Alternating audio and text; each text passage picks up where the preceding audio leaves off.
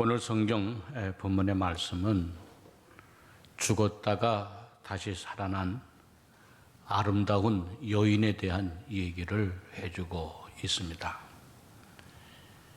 이 여인을 욥바에 사는 다비다 또는 도르가라 그렇게 명합니다.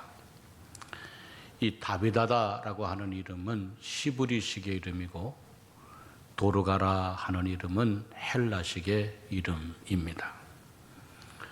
그런데 그 다비다가 병들어 죽은 것입니다. 제자들이 너무나 안타까워서 멀지 않은 곳에 있는 베드로에게 두 사람을 보내어 급히 오도록 했고, 베드로가 와서 죽어 누워있는 다락방으로 올라가 사람들을 다 내보낸 후에 무릎을 꿇고 간절히 기도하여 다비다를 살려주었습니다. 이 다비다는 죽었다가 다시 살아난 것입니다. 다비다가 어떻게 이러한 은혜를 입을 수가 있었을까? 그 이유는 다비다는 아름다운 믿음을 가진 사람이었기 때문입니다. 다비다가 가지고 있는 아름다운 믿음의 첫째는 그는 진실로 예수님을 잘 믿었다는 겁니다. 북한에서 탈북한 사람들이 하는 얘기 있어요. 북한에서 탈북하여 두만강, 압록강을 건너 중국으로 넘어오면 얼마나 두렵겠어요. 누가 나를 잡으러 올까, 쫓아올까. 캄캄하고 아는 사람도 없고 갈 곳도 없고 가진 것도 없고 얼마나 두렵겠어요. 그때에 탈북하는 사람들에게 주는 말이 있다 그래요. 힘들고 어렵고 두렵고 불안할 때 먼저 교회를 찾아가라. 십자가 있는 곳을 찾아가라. 그리고 예수 믿는 사람 만나면 산다. 예수 믿는 사람 찾아라 그랬대. 왜 그런가? 교회는 예수 믿는 사람들의 마음에는 예수님의 마음을 가지고 있기 때문이다 라고 하는 거예요. 그래서 초대교회나 중세나 근세나 할 것 없이 갈 곳이 없는 사람들, 배고픈 사람들, 헐벗은 사람들, 힘든 사람들, 난민들, 병든 사람들, 고통 속에 있는 사람들은 다 교회로 찾아왔다는 거예요. 그 이유는 교회는 긍휼이 있고 자비가 있고 사랑이 있고 따뜻함이 있기 때문이다 라고 하는 거예요. 목회를 하다 보니까 이해의 성도들을 만나게 됩니다. 겉으로는 차갑고 무정한 것 같지만 속으로는 따뜻해요.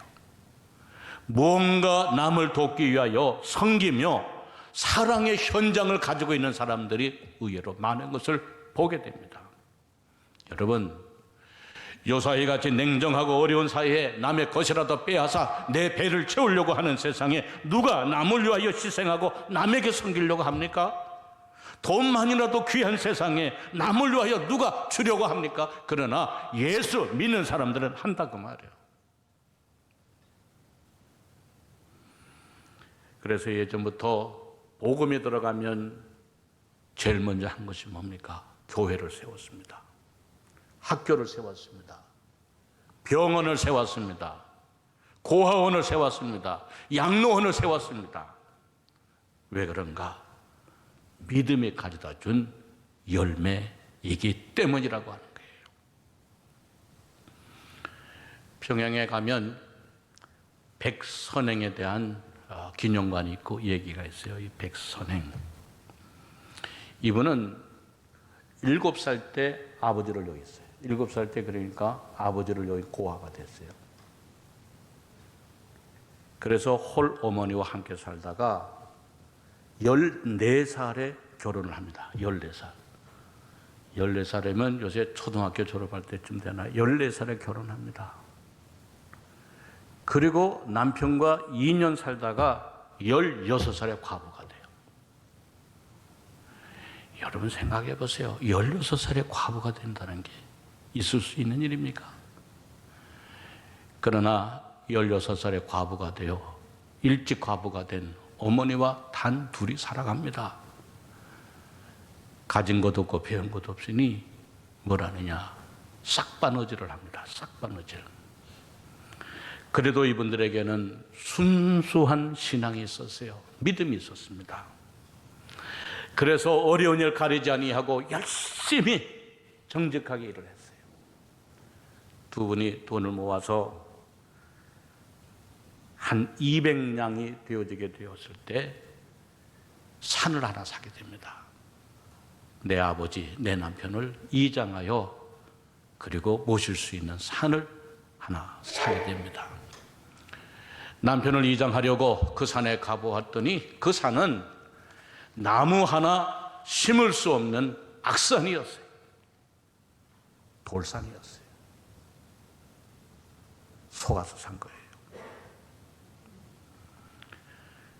여름에 지나 일본의 한 건설회사가 시멘트를 만들 석회석을 찾으려고 평양 일대를 휘젓고 다녔을 때에 그 악산이 바로 석회석산이라고 하는 것을 발견하게 돼요.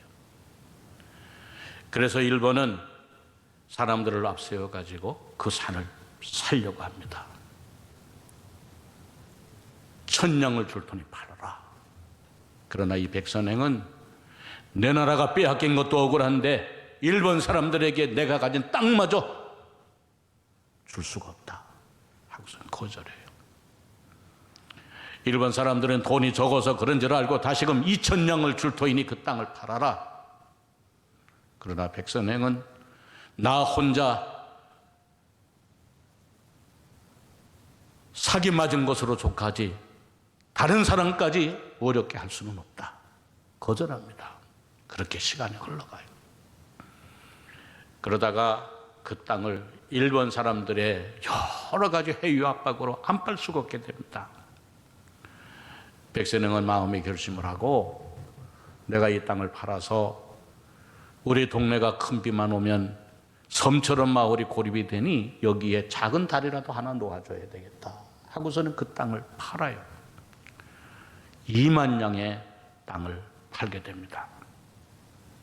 그 돈으로 백선행은 다리도 놓고 교회도 짓고 학교도 짓고 조만식 선생님의 독립운동 자금도 대어주고 대동 강변에 이 백선행 기념관을 짓게 됩니다. 제가 여기 가보았어요. 거기 가면 예전에 세운 그 당시에 세운 백선행 기념비가 하나 있습니다. 이 기념비를 보면 6.25 전쟁 때 이 총알들이 날아와 가지고 이 비에 맞아서 귀퉁이가 깨어지게 되고 총알이 스쳐간 자리도 있고 총알이 바위에 부딪힌 자리도 있고 다 있어요. 이 비의 뒤쪽으로 가보면 거기에 이 백선행 기념관을 세우기 위해서 헌금을 했던 사람들의 명단이 쭉 나와요. 암흑의 장로, 암흑의 권사, 암흑의 집사 쭉 이름들이 거기 기록되어 있어요. 아마 백선행과 같은 교회를 다녔고 그리고 이 회관을 세우는데 함께 돈을 모아 헌금했던 사람들이에요.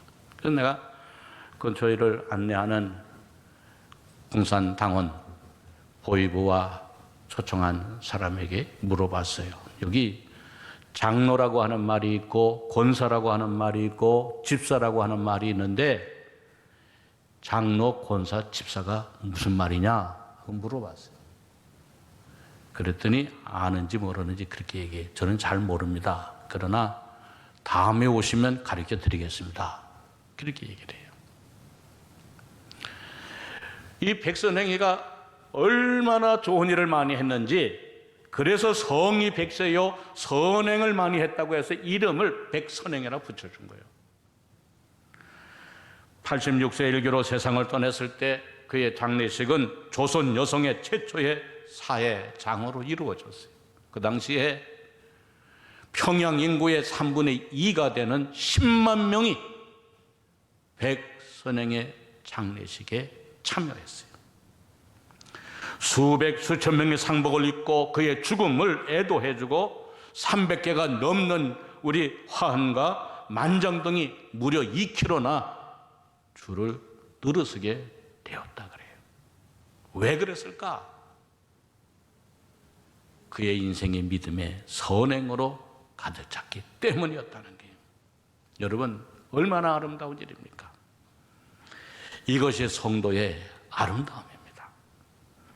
우리가 작은 것이라도 우리의 마음과 중심, 우리의 작은 말 한마디라도 그걸 가지고 선을 베풀고 행함을 베푸는 여러분들이 되어져야 한다는 게, 그것이 바로 성도의 흔적이요 성도의 아름다움이라고 하는 것입니다.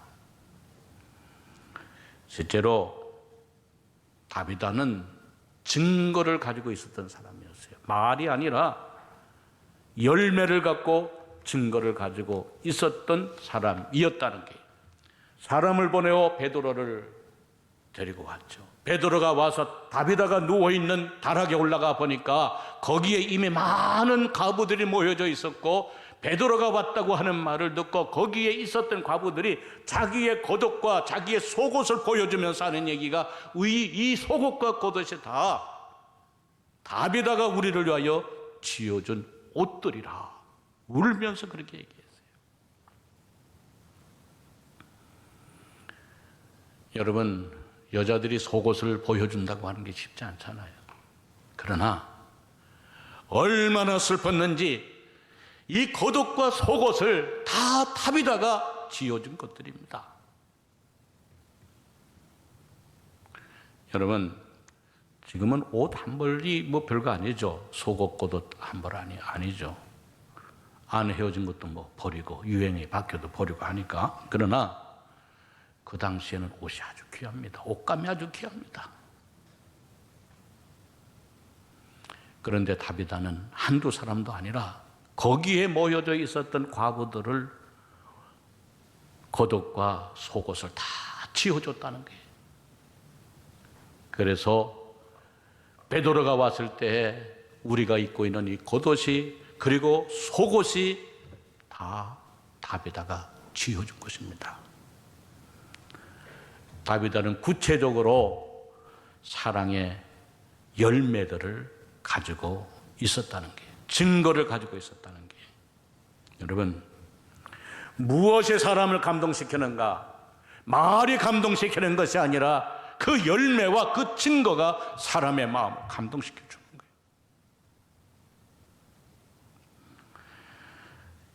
거예요. 1892년 10월 22일경에 로제타 사우드 홀이라고 하는 선교사가 한국에 도착합니다. 로제타 사우드 홀. 그런데 이 선교사가 도착해서 2개월이 지났을 때 1892년 12월 22일경에 그 병원에, 병원에 그때 뭐 대단한 게 있어요. 그 병원에 한 어머니가 한 소녀를 데리고 와서 이제 치료를 받습니다.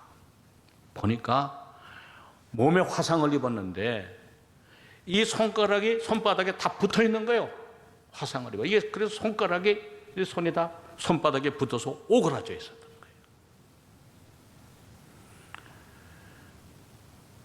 로제타 사우드가 볼 때에는 빨리 수술을 해서 이 손가락을 제자리로 펴줘야 평생을 살아가는데 이게 화상으로 쪼그라져 오므라져 있었던 거예요.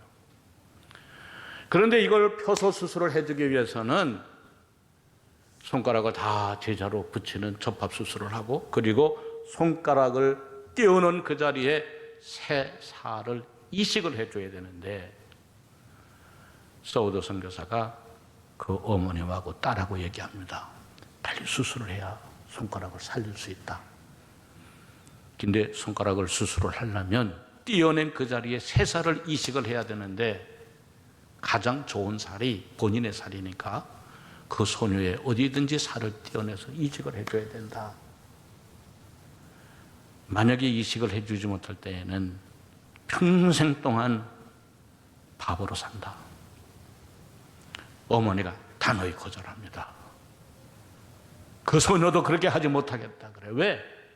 그때 당시에 신체 발부는 수지 부모라고 해서 모든 것이 유교적인 사상에 입각해 있었기 때문에 자신의 몸 하나에 머리털 하나 베어낼 수가 없었어요. 못하겠다고 완강하게 거부하는 그 어머니와 딸 앞에 로제테 소도홀은 자기의 손을 걷어붙이고 자기의 팔에서 자기가 칼로 자기의 살을 도려냅니다. 그리고는 그 살을 그 어린이의 띄어낸 그 자리에다가 이식을 해줘. 피가 철철 흐르는 가운데 그 살을 도려내가지고 그 어린 소녀의 그 손가락을 띄어낸 그 자리에 붙여줬어요. 그때에 그 소녀나 그 어머니가 얼마나 감동스러웠을까요? 그때 사람들이 뭐라 그랬는가 하면 그거 봐라. 서양 귀신들이 들어와서 사람을 죽이고 사람의 피를 마신다고 하는데 그것 봐라. 무슨 말이냐? 성찬식 때에 예수님의 살을 먹고 예수님의 피를 마신다고 해서 사람의 고기를 먹고 사람의 피를 마시는 것이 바로 저 사람들이라고. 그것 보라고 자기의 살을 베어내지 않느냐? 그렇게 세간에서 얘기했지만 로제타 소도홀은 그 모습을 보고 거부하는 그들 앞에 자신의 팔을 걷고 자신의 살을 도려내어 이식을 해주었어요. 후에 그 어머니가 너무나 감동스러워 예수를 믿게 되고 고침을 받았던 그 소녀는 병원을 떠나지 아니하고 병원에 오는 사람들마다 복음을 전하여 주고 병원에 머무는 사람들에게 성경을 읽어주는 사람이 되었다는 거예요. 여러분, 무엇이 그들로 하여금 그러한 감동을 가지게 되었을까? 그것은 바로 사랑이었다는 게, 행함이었다는 게. 오늘 우리 가운데 말로만 예수 믿으려고 하는 사람이 되어서는 안 돼요. 예수 믿는 사람들은 평생 동안 살아가면서 그나마 자기 나름의 흔적을 가지고 있어야 한다는 거예요. 전주에 가면 예수병원이 있습니다. 예수병원. 이 예수병원은 미국의 북캐롤라이나 하카리의 마리 앙골더라고 하는 여자 의사가 설립을 했어요. 1898년 11월 3일에 시작을 했습니다. 처음부터 이름이 예수병원이 아니었어요. 그 예수병원은 선교사들이 붙인 이름이 아니었어요. 예수 믿지 아니하는 전주에 사는 사람들이, 선교사들이 미개한 한국에 와서 모든 시생을 감내하면서 의술을 베풀고 복음을 전하는 그 모습을 보고 그 병원을 가리켜서 예수병원이라 불렀어요. 예수병원이라. 오늘 세상의 사람들이 우리를 가리켜서 예수 믿는 사람이야, 예수의 사람이야 라고 하는 말, 예수님의 제자라고 하는 말을 들을 수 있어야 한다는 거예요.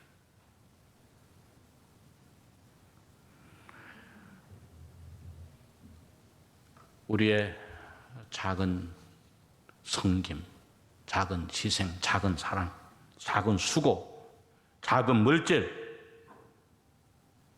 그러한 것들이 우리들의 삶의 믿음의 증거들이 되어져야 한다는 거예요. 여러분,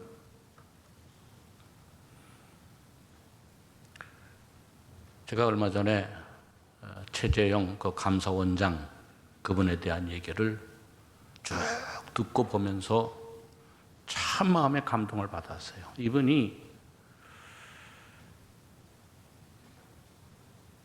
고등학교를 다닐 때 자기 교회에 한 자기보다 1년 뒤에 있는 사람이 완전히 장애인이에요. 업어주지 않으면 학교도 갈 수 없어요. 그런데 이 최재형 감사원장이 경기고등학교를 그 당시에 시험 봐서 가죠. 경기고등학교를 입학을 했는데 그 1년 후배가, 교회에서 만난 그 후배가 경기고등학교를 입학을 했어요. 공립이니까 장애인도 받아 줬겠죠, 그 당시에. 고등학교를 내내 다닐 때에 장애인 그 친구를 업고 다녔어요, 학교에. 집이 신촌인데 경기고등학교 강화문까지 업고 다녔다 그래요. 고등학교를 먼저 졸업해서 이 최재형 감사원장이 서울대 법대를 입학을 했더니 후배를 위해서 함께 기도했는데 역시 서울대 법대를 입학을 했대요.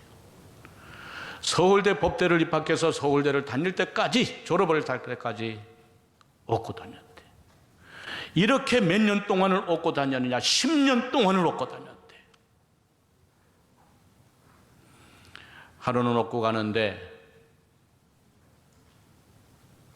화장실을 가고 싶다고 하는데 빨리 화장실을 찾을 수가 없어서 머뭇거리는 사이에 그냥 뒤에다가 등에다 이를 받대는 거예요. 불컹거리고 뜨거운 물이 흘러내리고 냄새가 나는데 후배는 등 뒤에서 울고 있다는 거예요. 그때 이 최재형 감사원장은 내가 빨리 화장실을 찾지 못한 것이 미안하다고 그러면서 우는 후배를 다독거리면서 오히려 위로해 주었다는 거예요. 제가 감사한 거는 이 사람들이 두 사람이 다 자라나서 복관이 되고 우리 교단의 신촌 장로교회에 두 사람이 다 장로로 섬기고 있다는 거예요. 여러분, 얼마나 귀한 얘기입니까? 10년 동안을 등에 업고 다니면서 같이 인생의 꿈을 가지고 교회의 장로로서 봉사하면서, 여러분, 이게 바로 신앙의 열매요 신앙의 멋이라고 하는 것입니다. 여러분, 우리가 인생을 다 산 다음에 그래도 내가 그때 이건 잘했어, 할 수 있는 얘기, 할 수 있는 것 한두 가지는 가지고 있어야 되지 않겠습니까? 내가 그때 이거 참 잘했어, 참 고마워, 그때 이거라도 했기 때문에 내가 감사하고 떳떳하고 하나님의 앞에 가서도 내가 할 말이 있어. 여러분, 우리 인생에 그러한 얘기, 그러한 일 몇 가지 정도는 가지고 살아야 하지 않겠느냐 그 말이에요. 사랑하는 성도 여러분, 2020년도 우리 코로나19로 지금까지 잘 살아왔습니다. 앞으로도 하나님이 주시는 인생 잘 살 것입니다. 그 가운데에 후회하지 않는 일, 아름다운 믿음의 증거를 가지고, 믿음의 열매를 가지고 우리 살아가는 여러분들 모두가 다 되어지시기를 주의 이름으로 축원합니다. 이러한 믿음을 가지고 사는 까닭에 하나님은 다비다를 살려주셨어요. 살려주셨어요. 여러분, 우리 인생은 누군가가 우리를 다 지켜보고 있어요. 혼자 사는 것 같아도 내가 나를 알고 주위의 사람들이 나의 걸어가는 모습을 보고 주님이 우리의 살아가는 모습을 다 지켜보고 있습니다. 여러분, 구름같이 둘러싼 허다한 증인들 앞에서 오늘 우리는 살아가고 있음을 알아야 됩니다. 여러분, 그 증인들이 우리를 보고 있고 성령께서 우리와 함께 하시고 하나님의 우리를 지켜보고 계시다는 겁니다. 한 번 살다 가면 다 사라지고 없어지는 것 같아도 사람은 흔적이 있습니다. 흔적이 있습니다. 살아온 삶에 이력이 있듯 인생에도 흔적이 남아지게 되어 있습니다. 그래서 성경에는 선한 일을 한 자는 생명의 부활로, 악한 일을 한 자는 심판의 부활로 부활받는다 그랬어요.